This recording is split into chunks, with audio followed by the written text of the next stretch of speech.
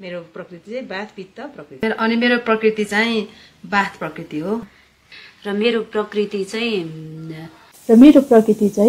पित्त वात प्रकृति। मेरो प्रकृति त्रिदोषज प्रकृति हो। र मेरो प्रकृति पित्त वात प्रकृति हो। धन्यवाद। मेरो प्रकृति चाहिँ पित्त वात प्रकृति। धन्यवाद। मेरो प्रकृति पित्त कफ हो। धन्यवाद। मेरो प्रकृति पित्त वात। धन्यवाद। मेरो प्रकृति चाहिँ वात पित्त। धन्यवाद। मेरो प्रकृति चाहिँ वात पित्त हो। प्रकृति पित्त वात प्रकृति। नमस्ते, म डाक्टर शर्मिला सुनवार र मेरो प्रकृति चाहिँ पित्त वात प्रकृति हो। सोशल मिडियाहरू जस्तै टिकटक, फेसबुक, युट्युब, इन्स्टा आदिमा त प्रकृति र प्रकृति परीक्षाको बारेमा धेरै इन्फर्मेसन्सहरू पाइन्छ। तर हाम्रो डे टु डे लाइफमा प्रकृतिको कस्तो रिलेभेन्ट छ, कसरी रिलेट गर्न सकिन्छ, यसको रोल के हुन्छ त? प्रकृतिको हाम्रो डे टु डे लाइफमा चाहिँ कस्तो खालको रोल छ भन्ने बुझ्नको लागि चाहिँ केही सिनेरियोहरू नै डिस्कसन गरौँ। शरीर त पानी खाए पनि मोटाउने शरीर छ, जे जस्तो गर्दा पनि दुब्लाउँदैन। यो भनेको त हामीले सुनेकै छौँ, कहिलेकाहीँ हामीले आफैले पनि भनेको हुन सक्छौँ। र अर्को क्याटेगोरीको मान्छे हुन्छन्, मैले जे जस्तो जति खाए पनि मेरो ज्यान लाग्दैन।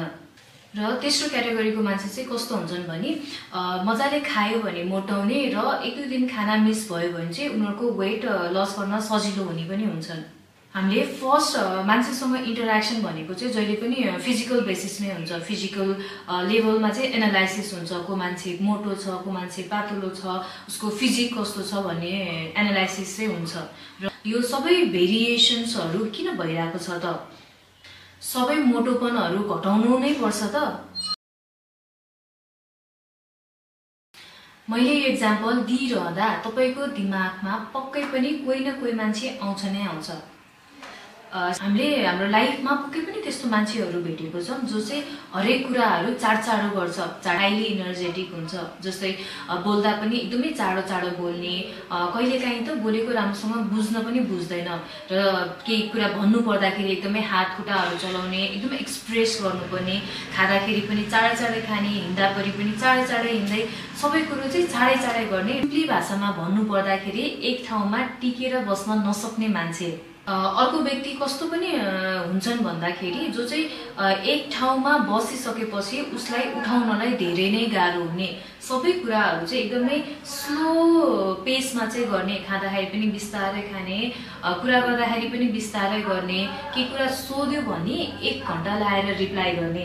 यस्तो अल्छी गरेको होइन, तर उनीहरूको चाहिँ वे अफ डुइङ वर्क र नेचर नै एकदमै स्लो पेसमा चाहिँ हुन्छ। व्यक्तित्व पर्नुभयो र कसको याद आयो त मेन्सन गरिदिनु होला। कुम्भकर्ण जस्तो सुत्छ भनेर गाली खानु भएको छ कि छैन त घरमा? सबैको निन्द्रा यानि कि स्लिप प्याटर्न चाहिँ डिफ्रेन्ट हुन्छ। कसैको चाहिँ एकदमै साउन्ड स्लिप हुन्छ, ठिक्क टाइममा सुत्ने, ठिक्क टाइममा उठ्ने। कोही व्यक्तिहरू यस्तो पनि हुन्छन् जो चाहिँ जुन बेला जहाँ पनि भुस्स हुन सक्छन् र एकचोटि सुतिसकेपछि बाहिर भुइँचालो आवाज, ब्यान्ड बाजा सबै बजाओस्, ऊ निन्द्राबाट हतपति उठ्दैन। अर्को चाहिँ एउटा कुकुर निन्द्रा पनि भनिन्छन् हाम्रो डे टु डे लाइफमा चाहिँ, जसको चाहिँ निन्द्रा एकदमै लाइट स्लिप हुन्छ, सानो तिनो आवाजले पनि उसको निन्द्रा खुल्ने हुन्छ, बिउजिने हुन्छ र राम्रोसँग साउन्ड स्लिप चाहिँ कहिले पनि एक्सपिरियन्स गरेको हुँदैन। यो स्लिप प्याटर्न ऱ्यान्डम नै हो त? तपाईँको कस्तो छ त स्लिप प्याटर्न? मेन्सन गर्नु होला। तपाईहरूले यस्तो मान्छेहरू भेट्नु भएको छ या देख्नु भएको छ जसको चाहिँ हातमा, खुट्टामा, शरीरमा एकदमै धेरै पसिनाहरू आइराख्ने हुन्छ र तातो भनेको चाहिँ सहन नसक्ने हुन्छ भने? अर्को खालको मान्छे कस्तो हुन्छ भने जति धेरै एक्सर्साइज गरे पनि, वर्कआउट गरे पनि उनीहरूकोमा पसिना एकदमै कम नभए नआउने पनि हुन्छन् र हात खुट्टा चाहिँ जहिले पनि चिसो भइराख्ने हुन्छ। सेम एक्सटर्नल इन्भाइरोमेन्ट र एक्सर्साइजमा चाहिँ किन बडीको रेस्पोन्स चाहिँ डिफ्रेन्ट भइरहेको हुन्छ त? मेरो स्कुल टाइममा 3-4 क्लास पढ्दाखेरि चाहिँ हाम्रो एकजना सोसल म्याम हुनुहुन्थ्यो अनि उहाँले चाहिँ हामीलाई एउटा के टास्क दिनुहुन्छ भने सोसलको एउटा च्याप्टरको एउटा प्याराग्राफलाई चाहिँ मेमोराइज गर्न भन्नुहुन्थ्यो र त्यो प्याराग्राफ चाहिँ अगाडि गएर नहेरिकन जस्ताको तस्तै नै भन्नु पर्थ्यो। त्यो समयमा चाहिँ सबैको क्यापासिटीहरू चाहिँ डिफ्रेन्ट नै हुन्थ्यो।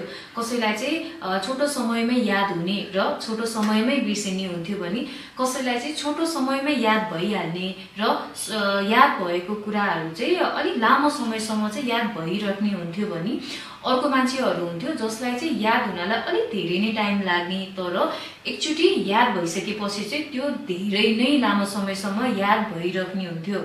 तपाईमा कस्तो खालको क्यापासिटी छ त? केही गुड न्यूज सुन्दाखेरि तपाईको रियाक्सन कस्तो हुन्छ त? कसै चाहिँ एकदमै खुसी भएर यस गरेर उफ्रिने, कुद्ने, दौडिने गरेर आफ्नो खुसी एक्सप्रेस गर्छ भने कसै चाहिँ थपक्क हाँसेर मात्र खुसी एक्सप्रेस गर्छ र कसैले चाहिँ जस्ट स्माइल मात्र दिएर पनि आफ्नो खुसी एक्सप्रेस गरिरहेको हुन्छ। गुड न्यूज सुन्दाखेरि ह्याप्पी हर्मोन यानि कि केमिकल रियाक्सन त सेम हुन्छ, तर लेभल अफ एक्सप्रेसन डिफ्रेन्ट पर्सनको चाहिँ डिफ्रेन्ट नै हुन्छ। डिफ्रेन्ट लेभल अफ एक्सप्रेसन केले गर्दा हुन्छ त? Despite same happy hormone. तपाईहरु कुनै क्याफे या रेस्टुरेन्ट जानुभयो भने चाहिँ तपाईको गो टु ड्रिंक के हुन्छ त? Hot tea, hot coffee, hot chocolate सबै तातो खालको खानेकुरा हुन्छ भने कसैले चाहिँ अलिक चिसो खालको खानेकुराहरू चाहिँ हुन्छ, जस्तै ice tea, ice coffee, lassi, mojito. तपाईहरुको चाहिँ गो टु ड्रिंक के हो त? कमेन्ट गर्नु होला।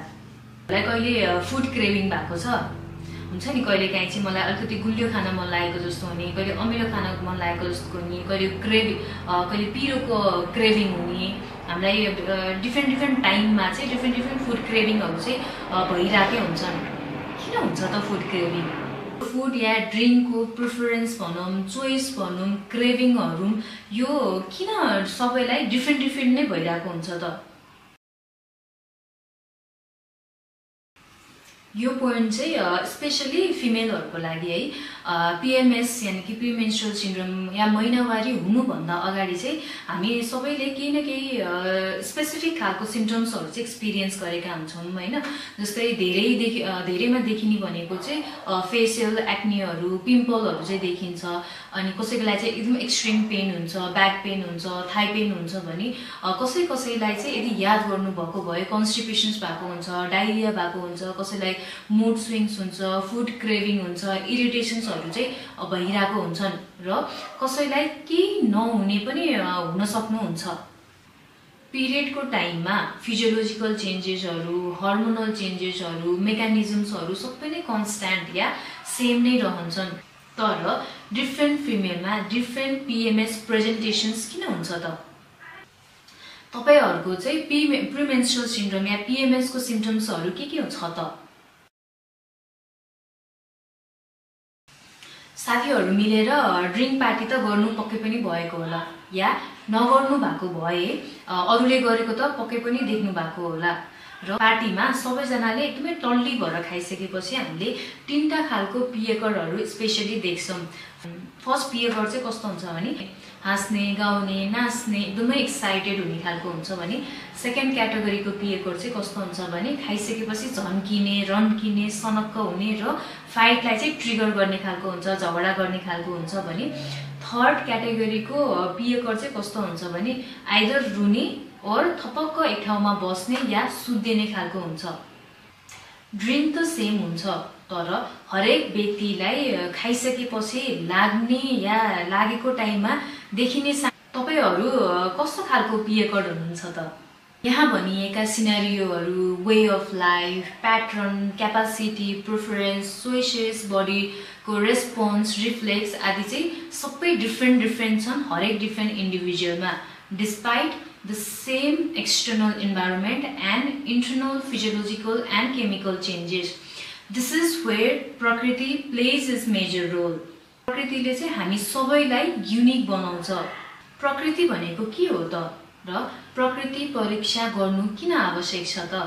शुक्राणु यानि कि स्पर्म र सोनित यानि कि ओभम, एग आदिको चाहिँ संयोग हुने समयमा जुन दोषको प्रबल भएको हुन्छ त्यो अनुसार चाहिँ शिशुको यानि कि बच्चाको प्रकृति, शारीरिक प्रकृति र मानसिक प्रकृति डिटरमाइन हुन्छ। प्राकृतिक दोषलाई चाहिँ केले एफेक्ट गर्छ त भन्दाखेरि सुरुमा त आमाको अवस्था, आमाको उमेर, गर्भाशयको अवस्था, आमाको खानपान र समय यानि कि ऋतु, महिना, दिन रातको समय आदि विभिन्न कारणहरूले चाहिँ यो कुराहरूलाई एफेक्ट पारिरहेको हुन्छ। प्रकृति सामान्य दुई प्रकारको हुन्छन्, शारीरिक प्रकृति र मानसिक प्रकृति। स्वास्थ्यको परिभाषा चाहिँ कसरी गरेको हुन्छ भने चाहिँ हामी जुन प्रकृतिको हुन्छौँ हामीले त्यो हाम्रो प्रकृति चाहिँ through out the life maintain गर्न सकियो भने या ब्यालेन्स स्टेटमा राख्न सकियो भने त्यो चाहिँ हाम्रो हेल्दी स्टेट हुन्छ। र कुनै पनि विकृति, प्रकृतिको अपोजिट विकृति भनेको चाहिँ अनब्यालेन्स स्टेट भयो भने, दोषहरू या प्राकृतिक दोष कम्पोजिसन बढ्यो भने, घट्यो भने या स्वरूप परिवर्तन भयो भने चाहिँ त्यसमा दोष विकृतिको अवस्था आउँछ र यो चाहिँ स्टेट अफ अनहेल्दी भनिन्छ।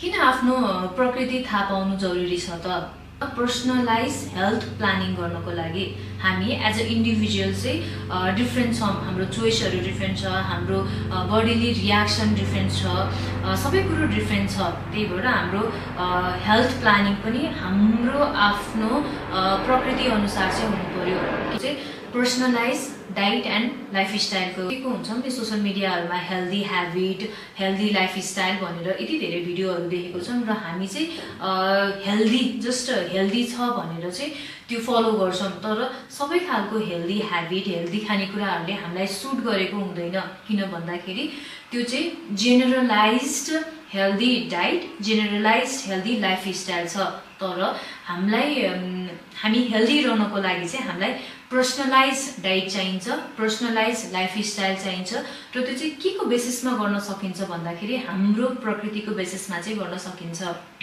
आयुर्वेद र मोडर्न मेडिसिनको एउटा मेजर डिफरेन्स भनेको चाहिँ के छ भन्दाखेरि खानेकुराहरू बार्नुपर्छ कि पर्दैन भन्ने कुरामा जहिले पनि डिस्प्युट आइरहेको हुन्छ हैन। यदि हामीले जेनरलाइज गरेर कुनै पनि मेडिसिन लेख्छौँ, जेनरलाइज गरेर कुनै पर्सनलाई हेर्छौँ, जेनरलाइज गर्छौँ रोगलाई भने त्यसमा केही कुरा खानपिनमा बार्नु भन्ने कुरा हुँदैन। तर यदि हामी चाहिँ पर्सनलाइज हिसाबमा जान्छौँ, प्रकृतिको एनालाइसिस गरेर रोगहरू हेर्छौँ, प्रकृति एनालाइसिस गरेर दोषहरू हेर्छौँ भने चाहिँ त्यसमा खानेकुरा बार्नुपर्ने, खानेकुरा नबार्नुपर्ने, जसलाई चाहिँ हामीले पथ्य अपथ्य भन्छौँ, त्यो कुराले एकदमै मेजर रोल खेलिरहेको हुन्छ। हाम्रो इम्युनिटीको बारेमा थाहा पनि पाउन सकिन्छ। विभिन्न प्रकृति अनुसार चाहिँ विभिन्न खालको इम्युनिटी हुन्छ। जस्तै सम प्रकृतिको सबसे राम्रो इम्युनिटी हुन्छ, त्यसपछि कफ, त्यसपछि पित्त, वात र दुईटा प्रकृति मिक्स भएको मान्छेहरूको इम्युनिटी चाहिँ सबैभन्दा लो हुन्छ। यो अनुसार चाहिँ हामीले हाम्रो इम्युनिटी कसरी मेन्टेन गर्न सकिन्छौँ भन्ने पर्सनलाइज्ड वे अफ लाइफ पनि सिक्न चाहिँ सकिन्छ। अर्को भनेको चाहिँ पर्सनलाइज मेडिसिनको लागि त्रिफला भन्ने बित्तिकै तपाईँहरूकोमा चाहिँ दिशा खुलाउने औषधि या ल्याक्जेटिभ्सको औषधि भन्ने नै दिमागमा आउँछ। तर सबै मान्छेहरूमा त्रिफलाले ल्याक्जेटिभ गराउँछै भन्नु जरुरी छैन र कसै मान्छे यस्तो मान्छेहरू पनि हुनुहुन्छ जसलाई चाहिँ त्रिफलाले कामै गरेको हुँदैन र दोष चाहिँ त्रिफलामा जान्छ। कि त प्रडक्ट राम्रो हुँदैन, कि त डोज मिलेको छैन, या त औषधिले काम गरिरहेको छैन भन्ने हुन्छ। तर फ्याक्ट चाहिँ कस्तो छ भन्दाखेरि हाम्रो प्रकृति अनुसार औषधि पनि हामीलाई स्पेसिफिक खालकै चाहिन्छ। हाम्रो प्रकृति अनुसार पनि हामीलाई सेम रिजल्ट यानि कि ल्याक्जेटिभ इफेक्ट ल्याउनको लागि पनि डिफ्रेन्ट खालको औषधिहरू चाहिँ युज गर्नुपर्ने हुन्छ। मान्छेको प्रकृति, औषधिको डोसेज कम्पोजिसन र रोगको प्रकृति अनुसार पनि स्पेसिफिक खालको औषधिहरू चाहिँ युज गर्नुपर्ने हुन्छ। तर हाम्रोमा चाहिँ एकदमै जेनरलाइज्ड मेडिसिन छ। स्पेसली आयुर्वेदमा चाहिँ के हुन्छ भन्दाखेरि हरेक औषधिहरूको पनि प्रपर्टीहरू हुन्छ, गुण, वीर्य, विपाक, प्रभाव आदि हुन्छ र त्यो अनुसार। अर्को भनेको चाहिँ प्रिडिक्सन्स अफ एन डिजिज। कस्तो हाम्रो प्रकृति अनुसार चाहिँ हामीलाई भविष्यमा कुन खालको रोग लाग्न सक्ने बढी सम्भावना हुन्छ भन्ने चाहिँ थाहा पाउन सकिन्छ। जस्तै वात डोमिनेन्ट प्रकृतिको मान्छे छ भने उसलाई चाहिँ डिजेनरेटिभ डिजिजहरू, न्युरोलोजिकल डिजिजहरू चाहिँ देखिन सक्छ र पित्त प्रकृतिको छ भने चाहिँ उसलाई मेटाबोलिक डिसअर्डरहरू, स्किन डिजिजहरू चाहिँ देखिन सक्छ। र यस्तै गरी हरेक अरू प्रकृतिकोहरूको पनि स्पेसिफिक रोग प्रिडिक्सन चाहिँ गर्न सकिन्छ र यदि हामीले हाम्रो प्रकृति अहिले नै थाहा पायौँ भने ती रोगहरूलाई चाहिँ लाग्न नदिने उपायहरू अहिलेदेखि नै गर्न सकिन्छ र स्वास्थ्य रहन चाहिँ सकिन्छ। हामीले डिस्कस गरेका सबै सिनेरियोहरू चाहिँ के देखाउँछ भन्दाखेरि we as a individuals we are different from each other र हामीलाई चाहिँ पर्सनलाइज्ड सिस्टम चाहिँ चाहिन्छ। पर्सनलाइज फुड हुन्छ, पर्सनलाइज लाइफस्टाइल हुन्छ, पर्सनलाइज मेडिसिन हुनुपर्ने हुन्छ हाम्रो इन्डिभिजुअलिटी हेर्दाखेरि। तर हाम्रोमा के चलिरहेछ भने हाम्रोमा सबै कुरो जेनरलाइज छ। Generalise eating habit, generalised healthy lifestyle भन्ने चाहिँ छ र जबसम्म चाहिँ हाम्रो प्र्याक्टिसहरूमा, हाम्रो हेल्थ एप्रोचहरूमा, हाम्रो इन्डिभिजुअल चोइसेसहरूमा, हाम्रो इन्डिभिजुअल लाइफस्टाइलहरूमा, हाम्रो इन्डिभिजुअल डाइटहरूमा चाहिँ जेनरलाइज अप्रोच हुन्छ तबसम्म रोगलाई पुरै तरिकाले न्यूनीकरण पनि गर्न सकिँदैन र निको पार्न पनि गाह्रो नै हुन्छ। तर यदि हाम्रो लाइफस्टाइल, हाम्रो डाइट, हामीले कन्ज्युम गर्ने कुराहरू चाहिँ सबै पर्सनलाइज भयो भने चाहिँ हामी एकदमै हेल्दी रहन चाहिँ सक्छौँ। Design your health blueprint through प्रकृति परीक्षा।